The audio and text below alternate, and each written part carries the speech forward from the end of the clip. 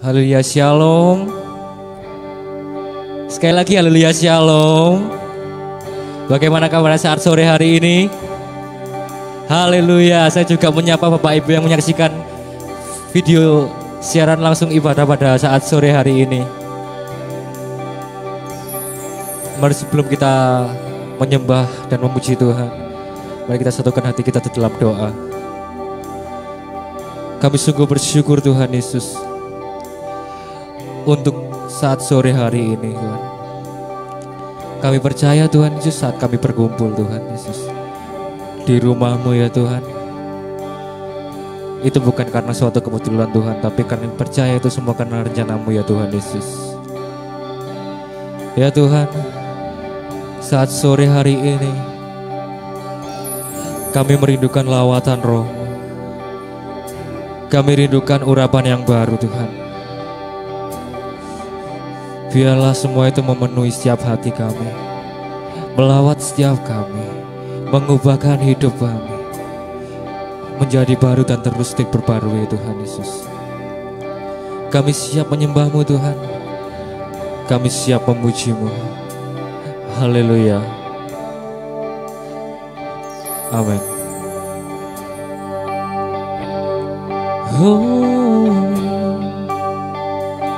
Ini waktu Roh Kudus penuhi setiap hati yang haus akan-Mu. Ku lakukan perkara yang mustahil setiap hari, bergerak dengan tuntunan ilahi.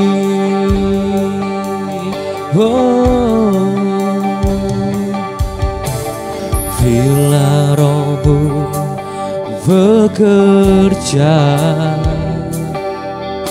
tak ada yang mampu menahannya.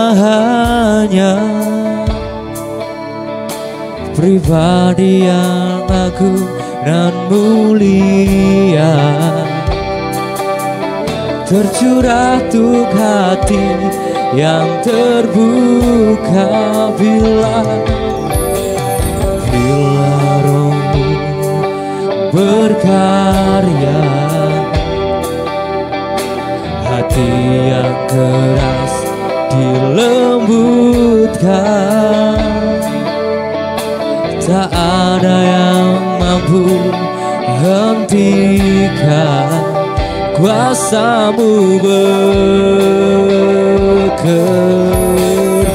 Bersama-sama katakan, ini waktu-Mu Roh Kudus penuhi setiap hati yang haus akan-Mu. Ku lakukan perkara yang mustahil setiap hari, bergerak dengan ini waktu-Mu Roh Kudus penuhi setiap hati yang haus akan-Mu. Ku lakukan perkara yang mustahil setiap hari, bergerak dengan tuntunan ilahi. Mari lebih dahsyat lagi, bersama-sama katakan, ini waktu-Mu Roh Kudus penuhi setiap hati yang haus akan-Mu. Ku lakukan perkara yang mustahil setiap hari, bergerak dengan tuntunan ilahi. Mari bersama-sama katakan dengan lembut, ini waktu-Mu Rohku. Amin.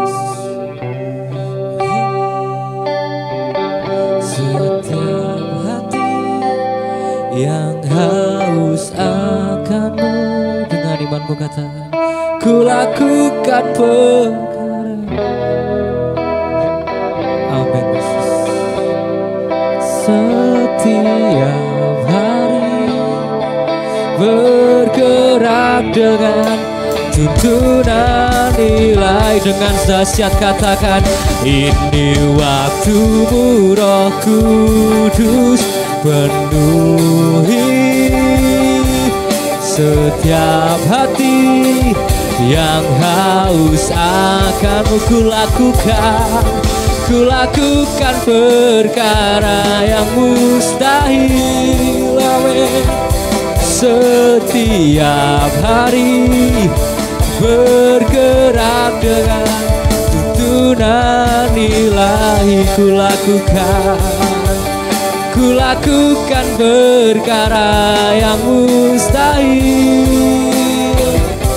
Setiap hari bergerak dengan tuntunan ilahi. Sekali lagi, ku lakukan perkara yang mustahil.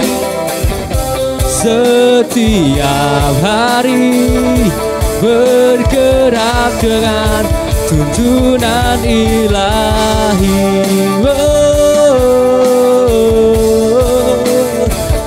Haleluya. Terima kasih. Oh, kami bawa korban syukur, kami bawa pujian kami. Haleluya.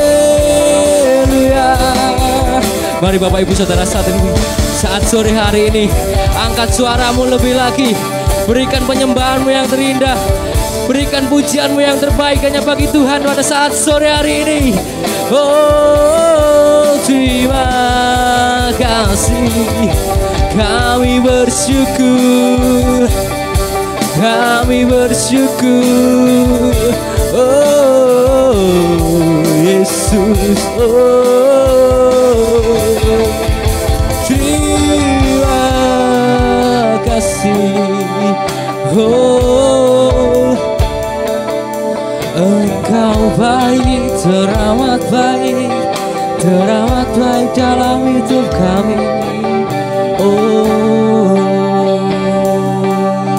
terima kasih.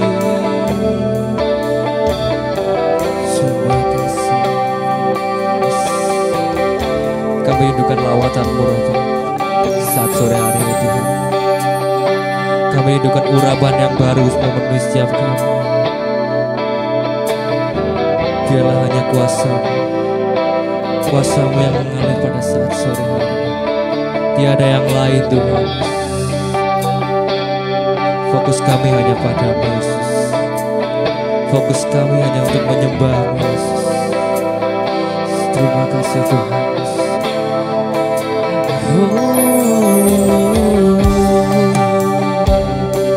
terima kasih. Haleluya. Terima kasih.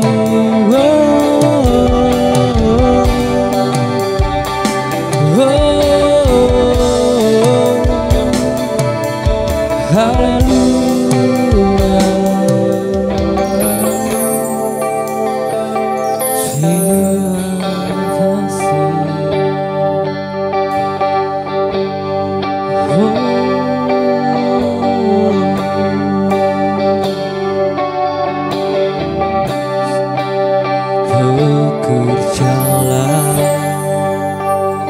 ya Roh Kudus, bertahtalah lebih lagi. Urapan-Mu, lawatanmu, Kaulah yang ku perlu. Kau terutama di hidupku. Saya undang Bapak Ibu jemaat untuk bangkit berdiri, nyanyikan pujian dengan imanmu. Bekerjalah ya Roh Kudus, bertahtalah lebih urapanmu, lawatanmu, Kaulah yang ku perlu. Kau terutama di hidupku. Mari lebih tinggi lagi Bapak Ibu Saudara, katakan bekerjalah ya Roh Kudus, amin. Bertatalah, yes, lebih lagi. Hanya urapanmu Tuhan, kami rindukan lawatanmu Tuhan Yesus. Kaulah yang ku perlu, only Tuhan. Kau terutama di hidupku. Mari bisa satu lagi, hanya jemaat yang muji Tuhan, katakan bekerjalah ya Roh Kudus, bertatalah, amin. Lebih, yes, urapanmu, amin. Lawatanmu, Kaulah yang ku perlu. Kau terutama di hidupku. Bekerjalah, amin. Ya Roh Kudus, bertatalah lebih lagi. Kami rindukan lawatanmu, jangan urapanmu Yesus. Hanya Engkau yang kami perlukan. Terima kasih Tuhan. Kau terutama di hidupku. Kau terutama di hidupku. Kau terutama di hidupku.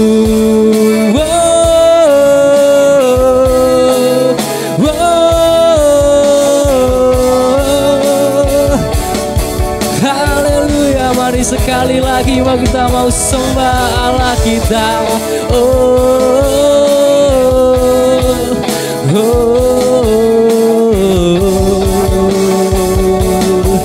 Haleluya, terima kasih. Hanya Kau yang layak kami sembah, hanya Kau yang layak kami tinggikan. Haleluya,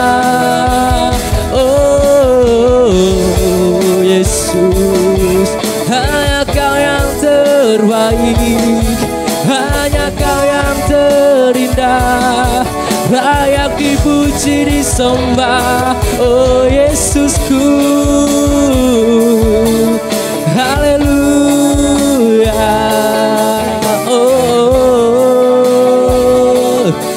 terima kasih. Hanya Kau yang layak, hanya Kau yang layak kami tinggikan. Terima kasih Tuhan. Terima kasih.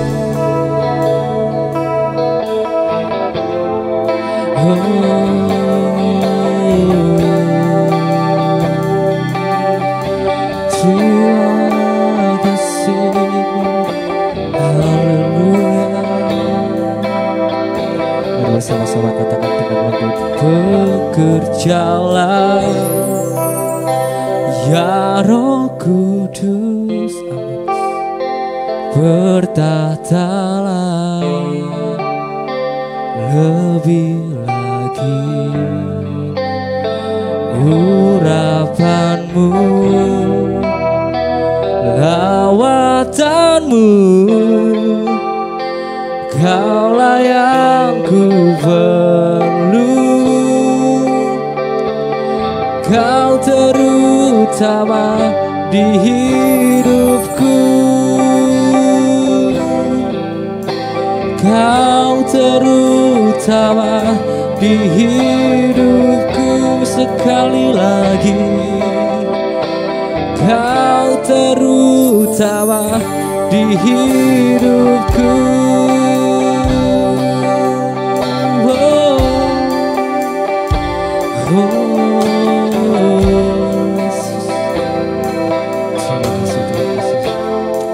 Peganglah tanganku Roh Kudus, setiap hari ku tak dapat jalan sendiri. Amin.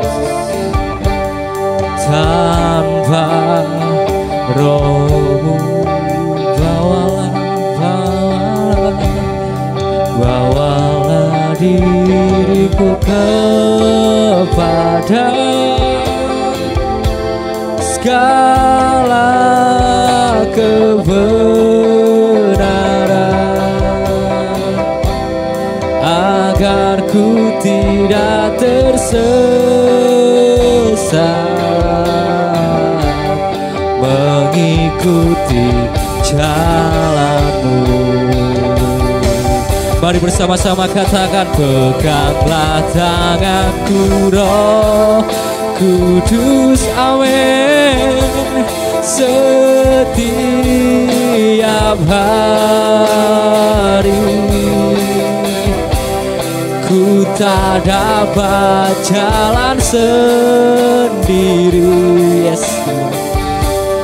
Tanpa Roh-Mu, bawalah diriku kepada segala kebenaran, agar ku tidak tersesat. Amin. Only once, only once. Mari hanya jemaat saja, jemaat saja nyanyikan pujian ini dengan imanmu. Come on.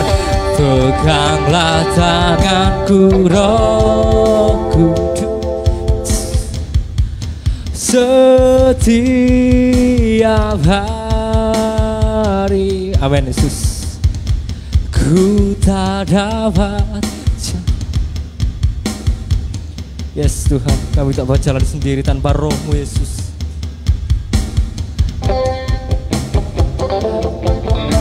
Bawalah diri kami dalam kebenaran Tuhan Yesus. Amin Yesus.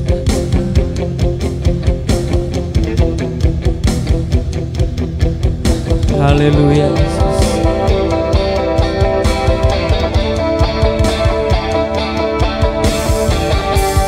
Mengikuti jalan-Mu. Mari lebih dahsyat lagi katakan, peganglah tanganku Roh Kudus, setiap hari ku tak dapat jalan sendiri tanpa Roh-Mu. Bawalah diriku kepada segala kebenaran, agar ku tidak tersesat mengikuti jalan-Mu, agar ku tidak tersesat mengikuti jalan-Mu. Sekali lagi, agar ku tidak tersesat mengikuti jalan-Mu. Mari berikan sorak-sorai yang indah buat Allah kita. Haleluya. Terima kasih Tuhan. Ajar kami Tuhan, ajar kami dengan kebenaran-Mu, agar kami tidak tersesat, agar kami selalu berjalan turut dengan kehendak-Mu. Pegang kami ya Tuhan Yesus, di sepanjang hari-hari kami, agar kami tetap kuat, agar hidup kami senantiasa menyenangkan hati Tuhan. Pegang kami Tuhan. Kami sadar kami tidak mungkin bisa hidup di luar kasih-Mu ya Bapa.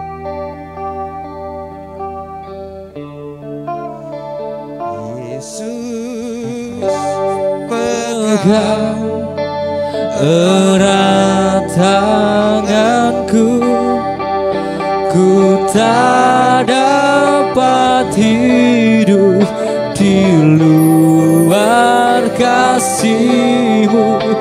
Bapa, jangan tinggalkan aku, Engkau alasan bersamaku hidup. Yesus, pegang erat tanganku, ku tak dapat hidup di luar kasih-Mu. Bapa, jangan tinggalkan aku, Engkau alasan selamaku hidup. Oh, Yesus, pegang erat tanganku, ku tak dapat hidup di luar kasih-Mu. Bapa, jangan tinggalkan aku, Engkau alasan selamaku hidup. Engkau alasan selamaku hidup. Engkau alasan selamaku hidup. Berikan tepuk tangan yang meriah untuk Tuhan. Yes. Engkaulah alasan kami, Yes, mengapa Lord. kami malam hari Haleluya, ini Yesus. ada. Haleluya. Terima kasih. Terima kasih Tuhan. Malam hari ini kami mau buka hati kami. Kami mau tundukkan sepenuhnya kepadamu. Berfirmanlah bagi kami. Berikan kami kekuatan yang baru, minyak yang baru, urapan yang baru. Sehingga hidup kami hari lepas hari boleh terus mengalami kemenangan dan mujizat daripada Tuhan. Kami siap menyambut firman-Mu hanya di dalam nama Tuhan Yesus. Haleluya. Mari kita semua yang siap diberkati bersama dengan saya katakan amin. Silakan duduk. Shalom Bapak Ibu Saudara kasih.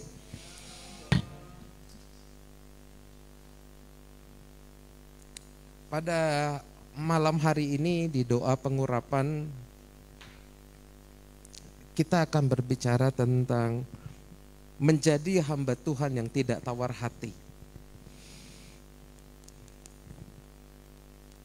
Sadarkah saudara ketika kita memutuskan untuk menerima Yesus Kristus sebagai Tuhan, Allah dan Juru Selamat pribadi kita, maka pada saat itu juga kita dipersatukan di dalam kematiannya dan juga kebangkitannya.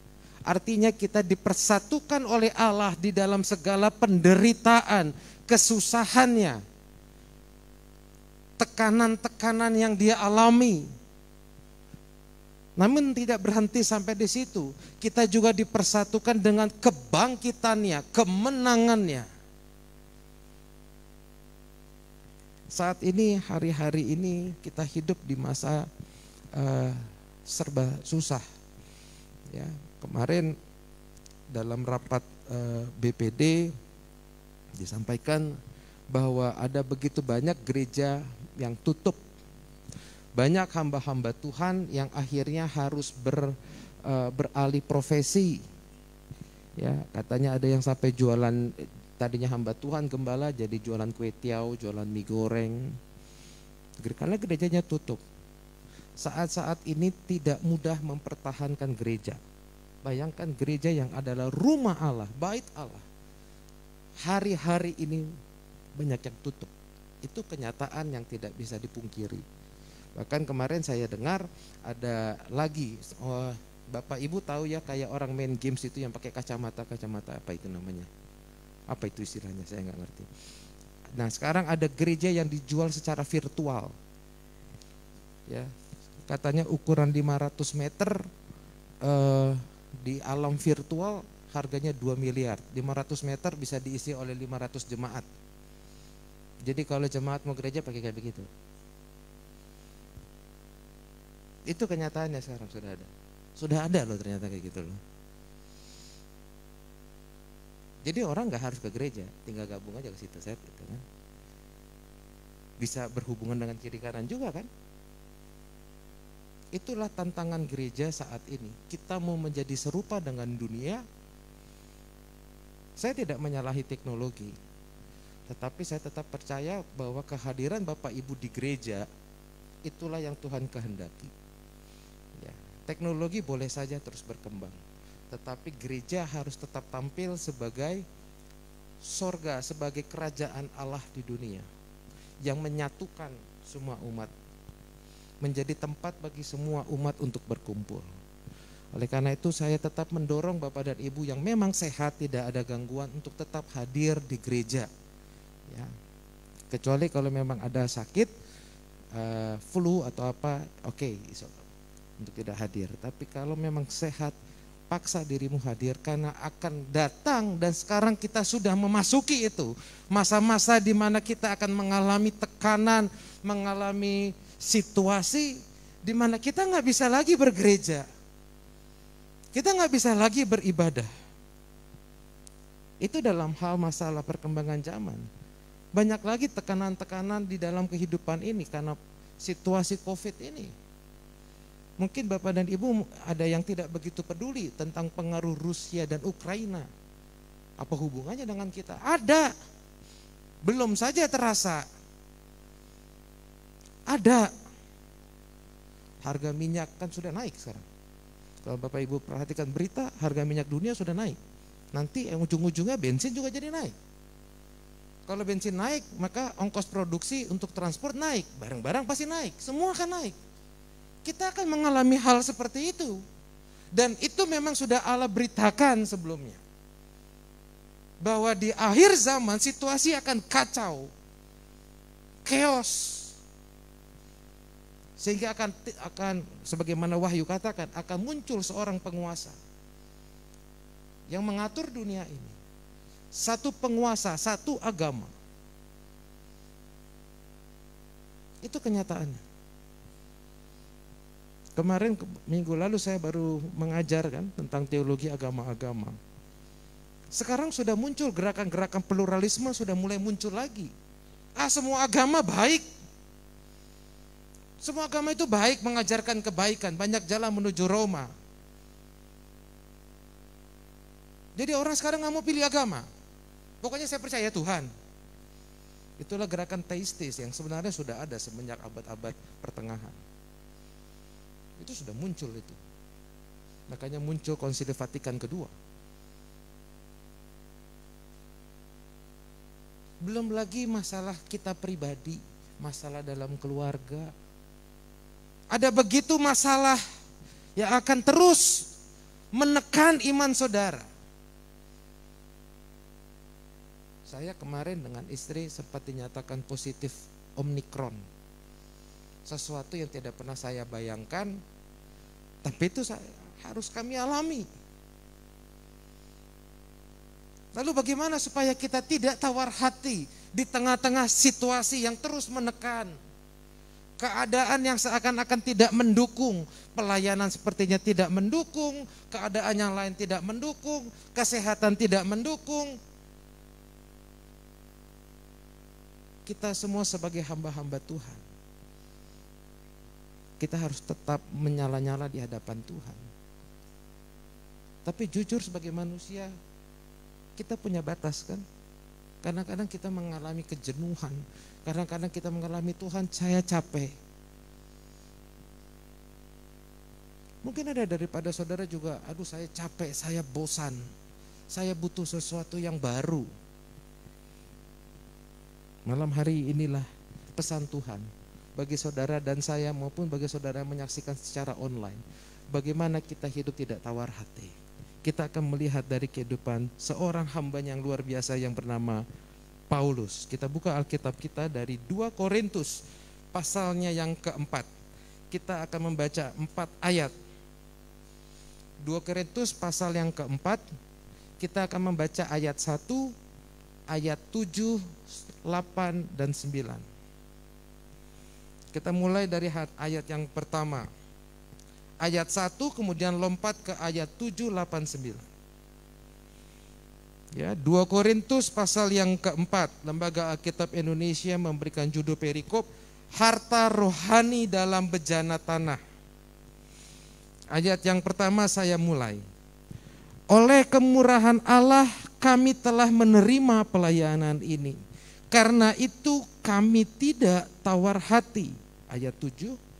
Tetapi harta ini, pelayanan ini kami punyai dalam bejana tanah liat. Supaya nyata bahwa kekuatan yang melimpah-limpah itu berasal dari Allah, bukan dari diri kami. Dalam segala hal kami ditindas namun tidak terjepit. Kami habis akal namun tidak putus asa. Kami dianiaya namun tidak ditinggalkan sendirian. Kami dihempaskan namun tidak binasa. Ayat 10. Kami senantiasa membawa kematian Yesus di dalam tubuh kami, supaya kehidupan Yesus juga menjadi nyata di dalam tubuh kami. Paulus ini seorang yang hebat, ya, seorang rasul yang luar biasa. Tetapi di dalam segala keluar biasanya dia pun sadar bahwa hidup sebagai hamba Allah, hidup sebagai murid Yesus itu enggak gampang. Banyak orang berpikir, oh ikut Tuhan semuanya akan Tuhan permudah. Kenyataannya tidak begitu. Di ayat 9 dikatakan, mulai dari ayat yang 8 dikatakan, kami ditindas. Kami seringkali habis akal dalam pelayanan, dalam kehidupan sehari-hari, dalam pekerjaan. Kadang-kadang kita habis akal lagi. Nggak tahu harus bagaimana Tuhan. Ditindas oleh keadaan ekonomi, keadaan yang lainnya kami ditindas. Dijauhi orang kadang-kadang. Lalu dikatakan kami dihempaskan karena pernah satu ketika di dalam satu pelayanannya kapalnya Paulus harus mengalami karam.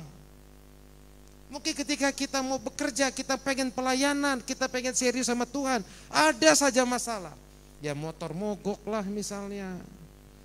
Ada situasi-situasi yang sepertinya mencegah saudara dan saya untuk terus maju sama Tuhan. Di dalam pekerjaan juga, sepertinya ketika saudara pengen serius, ada saja hambatan.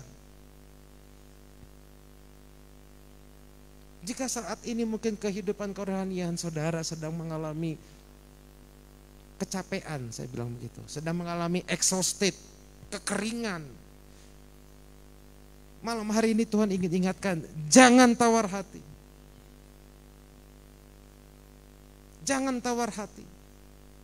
Elia sempat mengalami tawar hati, mengalami ketakutan ketika dia berhadapan dengan nabi-nabi Baal. Dan dia bisa menang, Isabel terus mengancam nyawanya. Dia sempat tawar hati, dia sempat mundur.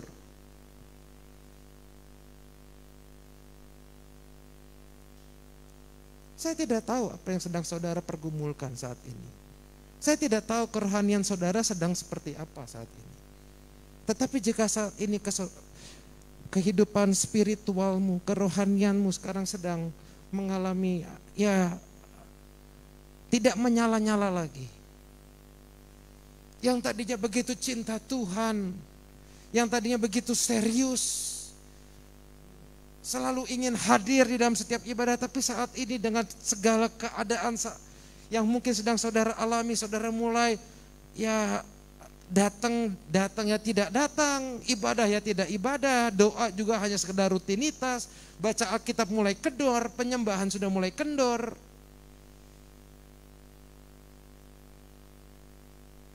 Malam hari ini Tuhan mau katakan, hei Pangeran, dan kita semua yang hadir dan saudara yang menyaksikan siaran ini, jangan tawar hati. Katakan sama-sama dengan saya tidak boleh tawar hati. Katakan sekali lagi dengan iman dan komitmen, saya tidak boleh tawar hati. Paulus di dalam segala tekanan, pergumulan, persoalan yang dihadapi, dia tidak tawar hati. Bagaimana caranya? Yang pertama kita lihat di ayat yang ke-13. Apa yang membuat Rasul Paulus tidak tawar hati? Ayat 13 berkata, namun karena kami memiliki roh iman yang sama. Seperti ada tertulis, aku percaya sebab itu aku berkata-kata. Maka kami juga percaya dan sebab itu kami juga berkata-kata. Kenapa Paulus di dalam segala situasi dia tetap menyala-nyala? Sebab di dalam dirinya dia memiliki roh iman. Apa itu roh iman? Roh iman itu adalah Roh Kudus. Roh Kudus adalah pribadi yang diutus oleh Kristus. Ya, dia pribadi. Dia pribadi. Allah kita meyakini adalah Allah Tritunggal. Ada Allah Bapa, Allah Anak, dan Allah Roh Kudus. Dan Tuhan Yesus dalam Yohanes pasal yang ke-10 dengan jelas berkata, aku akan pergi kepada Bapa agar dia mengutus penghibur. Mengutus penolong yang lain, yaitu roh penghibur. Dia pribadi. Pribadi yang diutus untuk menolong saudara. Untuk menyertai saudara dan saya.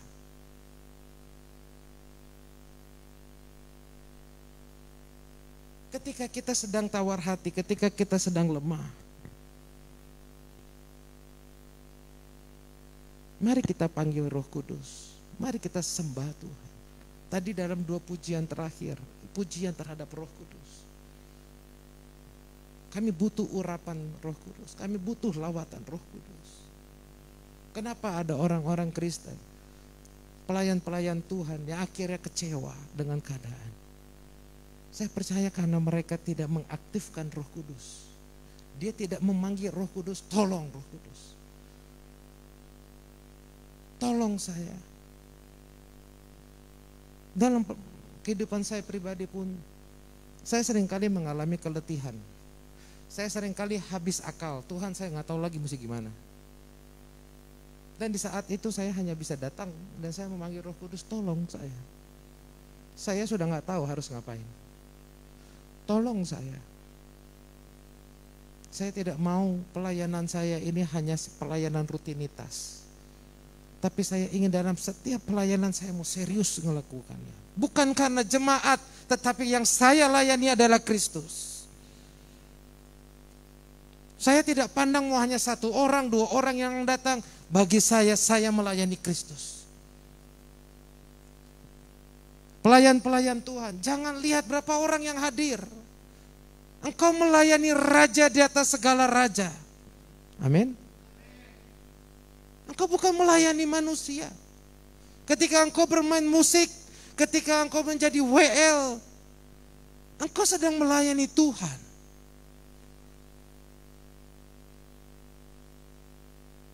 Engkau sedang melayani Tuhan.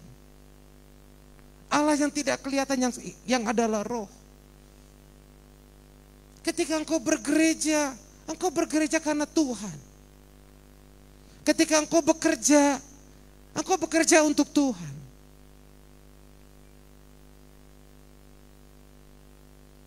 Kemarin saya bicara dengan kakak saya, kami curhat-curhatan.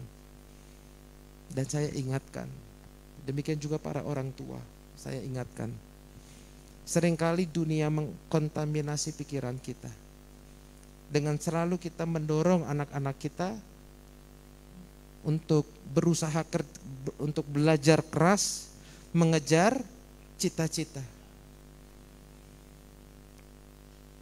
Dan saya renungkan kata-kata itu sebenarnya kata-kata tipuan daripada iblis. Para orang tua, jangan minta anakmu untuk berusaha keras mengejar cita-cita. Tapi doronglah mereka untuk mengejar apa yang menjadi kehendak Tuhan dalam hidup mereka. Apa yang Tuhan mau untuk mereka lakukan. Ungkapan dunia mengejar cita-cita. Kenapa saya katakan tipuan iblis? Karena iblis berusaha menjauhkan saudara dari panggilan Tuhan. Sehingga anak-anak terus dikejar. Kejar cita-citamu, kejar cita-citamu. Dan meninggalkan pelayanannya, meninggalkan panggilannya. Karena kita terus dorong itu, terus dorong itu. Dan pada saatnya nanti Tuhan hanya tanya, sudahkah engkau memenuhi panggilanku? Sudahkah engkau menyelesaikan pertandingan yang telah kusediakan bagimu? Oh belum, belum Tuhan. Karena aku sibuk mengejar cita-citaku. Anak-anak muda, jangan kau sibuk mengejar cita-citamu. Kejarlah apa yang menjadi panggilan Tuhan dalam hidupmu.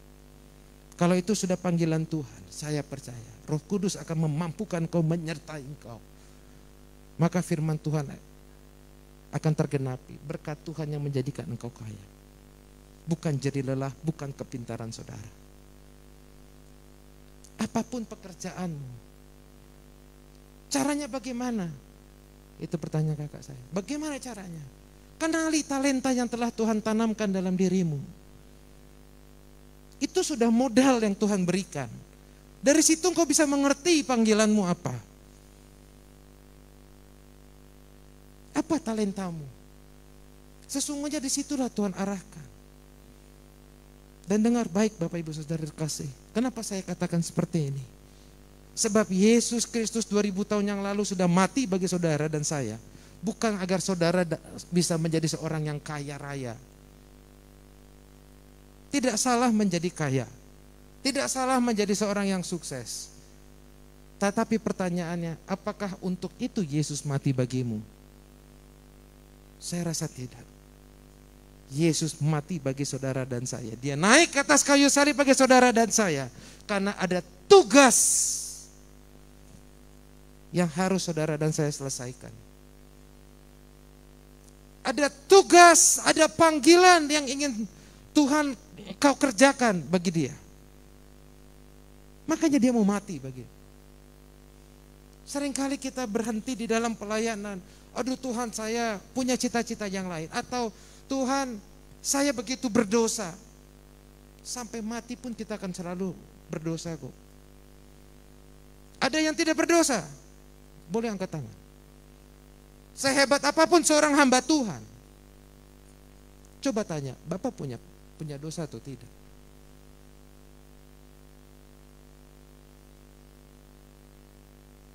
Tidak ada. Adakah gereja yang sempurna?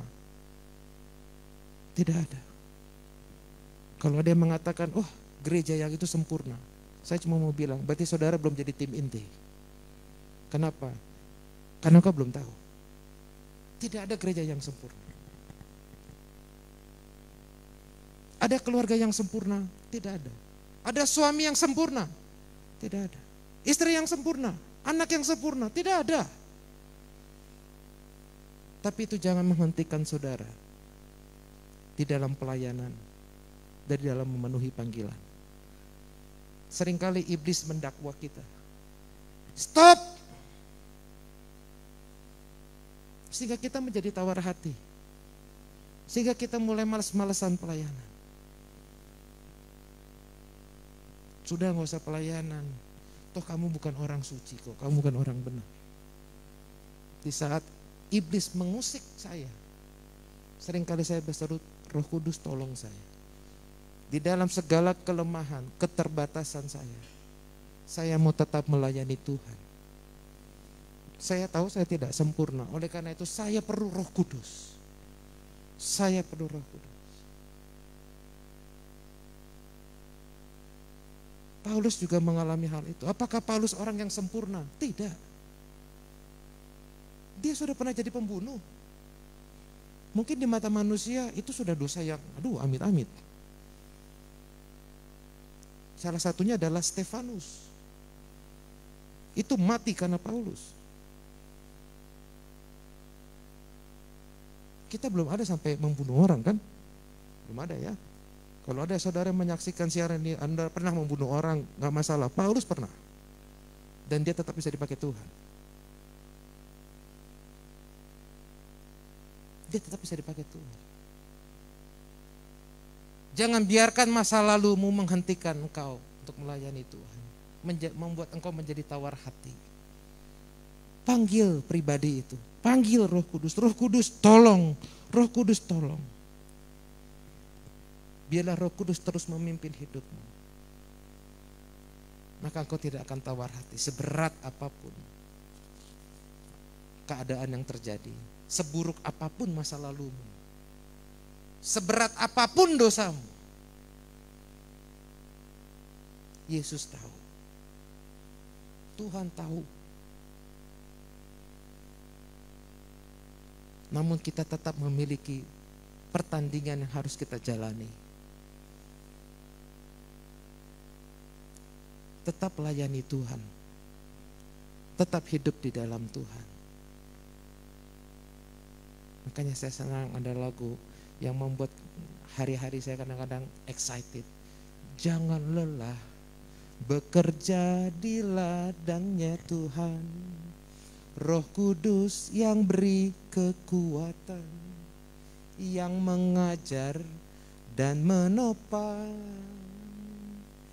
Tiada lelah bekerja bersamamu Tuhan, yang selalu mencukupkan akan segalanya. Dia akan mencukupkan segalanya. Jangan lelah. Jangan lelah. Berapa hari yang lalu saya baru melayani pelayanan duka di rumah sakit. Sudah malam. Yang saya layani usia 30-an, seorang ibu dari Sumber Manjing sana. Saya bicara ketika sedang dimandikan, saya bicara dengan salah seorang temannya. Temannya ini berbeda keyakinan. Dia tahu karena saya pakai baju pendeta. Ada satu pertanyaan yang menarik yang dia tanyakan ke saya. Pak, oh Bapak Kristen ya? Iya. Oh Bapak pendeta? Iya, saya bilang. Saya yang diminta untuk melayani. Kenapa ya Pak? Saya tanya, ibu siapa? Oh saya temannya, teman almarhumah katanya. Pak, kenapa ya Allah kok memanggil dia yang usianya masih muda, anaknya pun masih kecil. Lalu saya tanya, sudah berapa hari sempat dirawat? Baru kemarin, baru semalam langsung selesai. Apakah di daerahnya banyak yang COVID? Enggak ada Pak, hanya dia sendiri. Kenapa ya Pak? Sambil menangis tentunya. Ya saya tanya, itu hanya alasan Tuhan aja untuk memanggil dia pulang. Tuhan punya banyak alasan. Dan alasannya tidak perlu dijelaskan kepada saudara. Tidak perlu dijelaskan kepada saya. Kenapa dia memanggil pulang? Yang saya tahu karena dia mengasihi. Dan dia pemilik kehidupan, selesai. Kita nggak tahu kapan giliran kita. Ya nggak? Kita nggak tahu. Yang saya tahu selama saya hidup saya akan berusaha menyelesaikan pertandingan yang Tuhan sediakan untuk saya. Itu yang saya tahu. Yang saya tahu apa yang Tuhan suruh kerjakan di hadapan saya, itu yang akan saya lakukan dengan tekun dan setia. Amin. Oleh karena itu panggil Roh Kudus. Panggil dia. Tolong saya Roh Kudus agar tetap setia, tetap tekun. Dimanapun kau tempatkan saya mau tekun, saya mau setia. Di dalam pekerjaan yang kau berikan, di dalam pelayanan yang kau percayakan, saya mau bertekun, saya mau setia. Amin. Yang kedua, bagaimana Paulus tidak tawar hati. Kita lihat ayat yang pertama dalam bacaan kita tadi.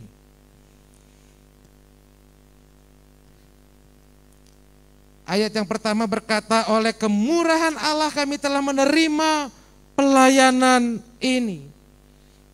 Mengapa Paulus tidak tawar hati? Karena dia sadar keberadaannya sebagai hamba Allah adalah semata-mata kemurahan Allah. Dia sadar itu semata-mata hanya kemurahan Allah. Apakah seorang Pangeran Guntar Wijaya Barimbing pantas menjadi seorang gembala, pantas menjadi pendeta? Tidak. Sama sekali tidak. Oh, istri saya yang paling tahu tentang saya. Ya jelas istri saya. Istri saya paling tahu, saya nggak pantas. Keluarga saya tahu, saya nggak pantas. Tetapi kalau saya bisa menjadi gembala, itu karena kemurahan Allah. Apakah saudara pantas melayani di mimbarnya? Apakah saudara pantas memasuki baitnya? Di zaman perjanjian lama tidak sembarang orang bisa masuk kan? Makanya ada 3 ruangan. Ada pelataran, ada ruangan kudus, ada ruangan maha kudus. Setiap seorang pelayan masuk ke ruang maha kudus, dia akan diikat dengan tali. Supaya takutnya di dalam dia mati. Karena di dalam dia akan berjumpa dengan ini. Di dalam ruang maha kudus. Ada ini. Ada tabut perjanjian. Dia akan berhadapan dengan tabut perjanjian ini. Yang merepresentasikan kehadiran Allah. Dan kalau Allah tidak berkenan, mati orang itu saat itu juga. Sehingga jemaat yang di luar, mereka tidak boleh masuk juga kan. Tapi tahunya bagaimana orang itu hidup atau mati, ditarik-tarik. Kalau masih ngelawan itu masih hidup. Kalau ditarik-tarik, oh dia nggak ngelawan, ya sudah tinggal ditarik mayatnya. Kalau enggak nanti ya jadi mati rame-rame kan di dalam. Begitu caranya, diikat. Setiap imam yang mau masuk diikat.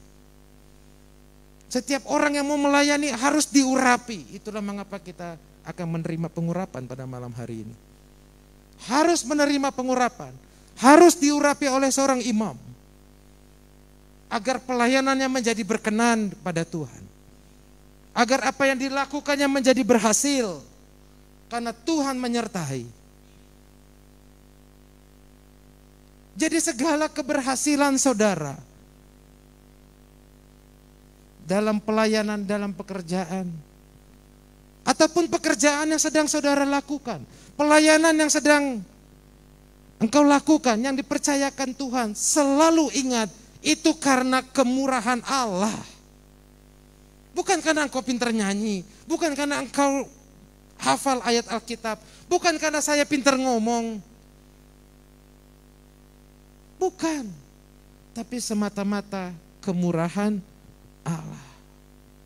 Kalau kita sadar, kita terima itu karena kemurahan Allah, maka kita tidak akan main-main. Kita tidak akan memandang sepele. Itu mengapa saya setiap kali mau menyampaikan firman Tuhan, saya berusaha berpakaian rapi. Karena saya sadar ini kemurahan Allah. Dan saya tampil di baitnya yang kudus.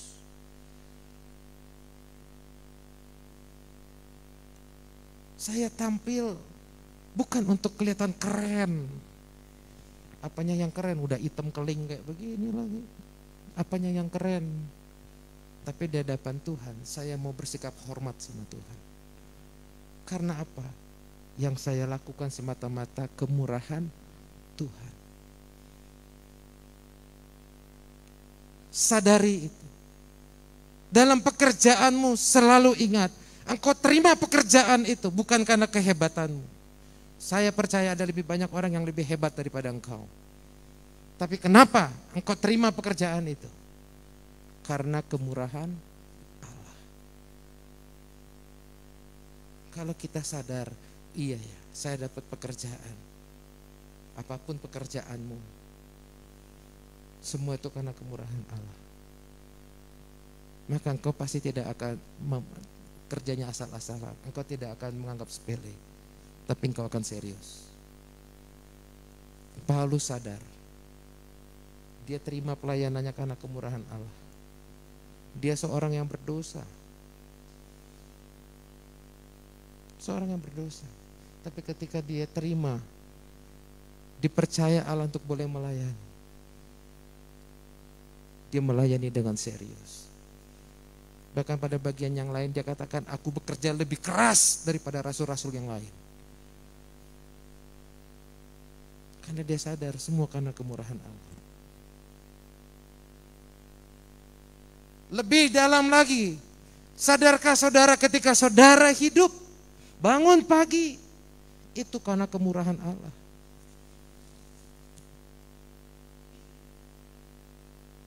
Setiap malam kalau saya doa, saya cuma berpikir, saya nggak tahu Tuhan, apakah besok pagi saya bisa bangun. Saya cuma berdoa, Tuhan ampuni saya dalam segala keterbatasan saya, kekurangan saya, dosa saya, A, B, C, saya sebutkan satu persatu. Karena saya nggak tahu apakah besok saya masih bisa bangun atau enggak. Dan ketika besok pagi saya bangun, saya hanya bisa duduk sambil kirim firman Tuhan. Saya hanya bisa bilang, thanks God. Thank you God. Satu malam lagi saya masih bisa lewati. Satu hari lagi Tuhan percayakan kepada saya, thanks God. Sambil baca Alkitab saya kirim firman Tuhan. Thanks God. Apakah begitu kau bangun pagi engkau pernah bersyukur seperti itu? Terima kasih Tuhan, aku masih bisa melihat istriku, aku masih bisa melihat anak-anak, aku masih bisa melihat suamiku, aku bisa melihat orang tuaku. Kalau tidak, pergilah ke ruangan UGD atau ke tempat orang yang sekarang ini sedang dirawat karena COVID, yang nafas begitu berat, yang nggak tahu, melalui malam aja takut nggak bisa bangun, mau tidur aja takut nggak bisa bangun. Bayangkan, saya sudah pernah melihat, saya sudah melayani orang seperti itu, yang tidak mau tidur karena takut kalau tidur saya nggak bangun. Dia hidup ditopang dengan mesin. Makanya dia bilang, saya takut Pak Pendeta. Takut saya tidur, saya nggak bangun. Jadi saya nggak mau tidur. Saya pernah melayani orang seperti itu. Kalau engkau sadar, engkau hidup oleh karena kemurahan Tuhan, engkau tidak akan hidup main-main. Engkau akan selalu berkata, thanks God, saya bisa bangun pagi. Saya masih bisa melihat keluargaku. Thanks God. Oleh karena kemurahan Tuhan, ku ada sampai hari ini. Oleh karena kemurahan Tuhan, janjimu terjadi bagiku. Oleh karena kemurahan Tuhan, ku ada sampai hari ini. Jangan anggap sepele hidupmu, maka engkau tidak akan tawar hati apapun keadaan yang terjadi. Yang ketiga, apa yang membuat Paulus tidak tawar hati?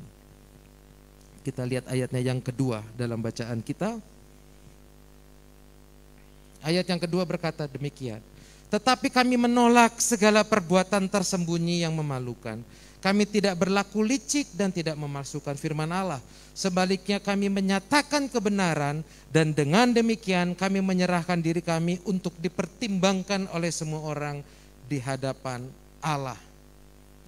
Bapak Ibu Saudara terkasih, yang membuat Paulus tidak tawar hati adalah komitmen panggilannya sebagai hamba Allah.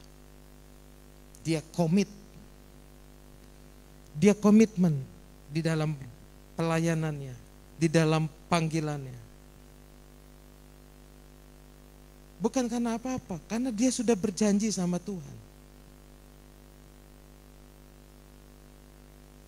Bagaimana komitmen saudara di dalam pelayanan? Bagaimana kok janji saudara kepada Tuhan?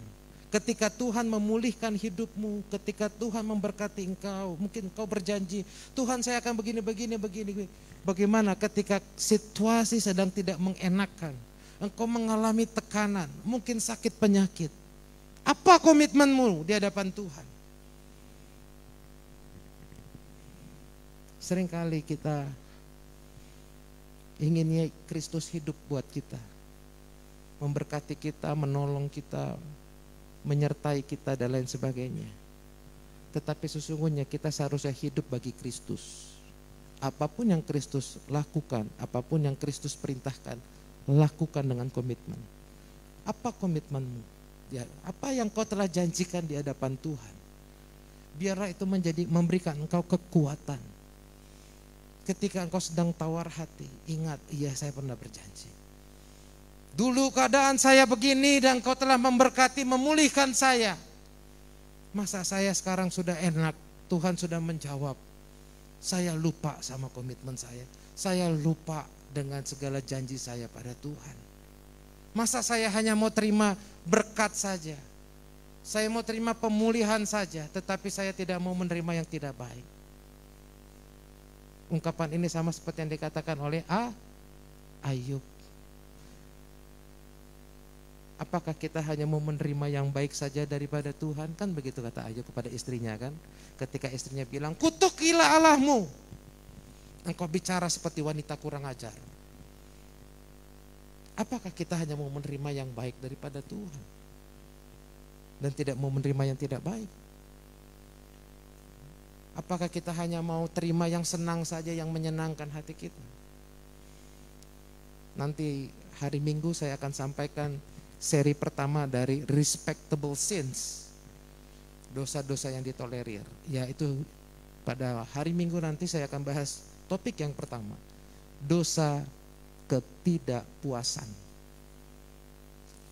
Bukan tidak bersyukur, tidak puas. Apa bedanya? Nanti hari Minggu akan saya sampaikan. Ternyata perasaan tidak puas itu dosa. Tapi seringkali kita merasa tidak puas. Jujur dalam hidup kita sering tidak puas. Dan itu ternyata dosa. Nanti saya akan jelaskan hari Minggu. Kalau engkau sedang mengalami situasi yang membuat engkau tidak nyaman, ingat komitmen saudara di hadapan Tuhan. Ketika keluargamu sedang digoncang, hubungan suami dengan istri digoncang, ingat janjimu di hadapan Tuhan. Engkau berjanji di hadapan Tuhan, apapun yang terjadi, suka, duka, sehat ataupun sakit, kami akan terus bersama. Engkau bukan berjanji pada pasangan, engkau berjanji kepada Tuhan. Jangan pernah ada kata tinggalkan, jangan pernah ada kata pisah dalam rumah tangga. Yang sudah menikah, sama-sama dengan saya katakan amin. Buang pikiran pengen cerai, buang pikiran untuk meninggalkan pasangan. Engkau janji sama Tuhan. Yang di rumah juga. Ketika engkau menikah, engkau janji sama Tuhan. Jangan karena pasanganmu menyenangkan hatimu, baru engkau mau sama-sama. Ketika dia berlaku tidak baik, kau mau langsung tinggalkan. Itu namanya engkau tidak ingat komitmenmu, janjimu di hadapan Tuhan. Dalam pelayanan juga sama. Apa komitmenmu di hadapan Tuhan? Jangan kau ketika sudah diberkati, dipulihkan, kemudian kendor pelayanan. Mulai kendor cari Tuhan. Ingat komitmenmu. Ketika kita sedang susah, ketika kita nggak punya apa-apa, kita datang sama Tuhan. Tuhan berkati, Tuhan pulihkan, Tuhan ubahkan kita. Tapi kemudian kita lupa diri. Ingat komitmen. Amin. Jangan biarkan situasi yang tidak mengenakan, yang tidak menyenangkan, tekanan pergumulan membuat engkau menjadi kendor. Inilah 3 hal Bapak Ibu Saudara terkasih yang membuat Paulus tidak tawar hati. Yang seharusnya hal ini juga menjadi teladan bagi kita agar kita tidak tawar hati. Yaitu ketika engkau sedang mengalami tawar hati, panggil Roh Kudus. Dia penolong yang selalu available, karena dia memang diutus untuk menyertai, untuk menolong saudara dan saya. Tapi apa yang mau ditolong kalau engkau sendiri tidak mau berseru? Seperti engkau menganggap dia nggak ada. Panggil dia. Yang kedua, sadari bahwa keberadaanmu adalah oleh karena kemurahan Allah. Statusmu karena kemurahan Allah. Pekerjaan, pelayananmu, keluargamu sekalipun ada, itu karena kemurahan Allah. Maka engkau akan selalu berkata, thanks God. Dan engkau tidak akan menganggap sepele. Apapun situasi yang terjadi, engkau akan sungguh-sungguh. Yang ketiga, komitmen. Apa komitmen kita? Paulus berusaha berkomitmen dengan panggilannya sebagai hamba Allah. Oleh karena itu, dalam perbuatannya dia berusaha komit. Dalam pemberitaannya dia komit. Motivasinya dia berusaha komit. Dia tidak berlaku licik ataupun curang. Inilah komitmen dia di hadapan Tuhan. Saya undang pemain musik untuk maju ke depan.